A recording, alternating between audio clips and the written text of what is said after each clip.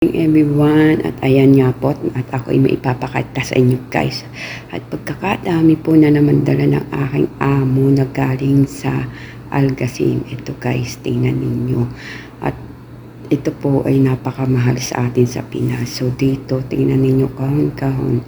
Ayan guys, tara samahan ninyo ako, ang aking papakita sa inyo. Ayan guys, tingnan ninyo yan, ang dami. Ayan, ito po ay tamar. Guys, tamar po yan. Yan. Napapansin nyo guys, ang dami.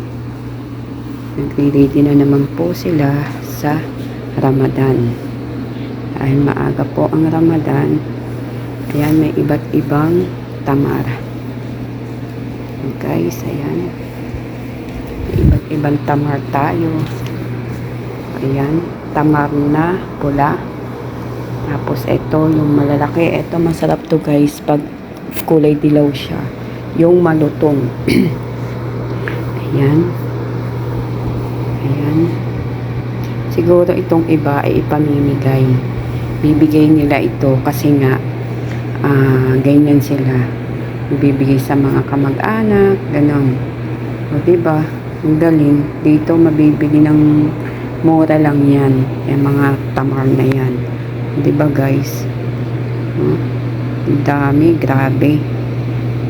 Yan po ay napakamura lang dito, pero sa atin ay napaka mahal po niyan. Diba?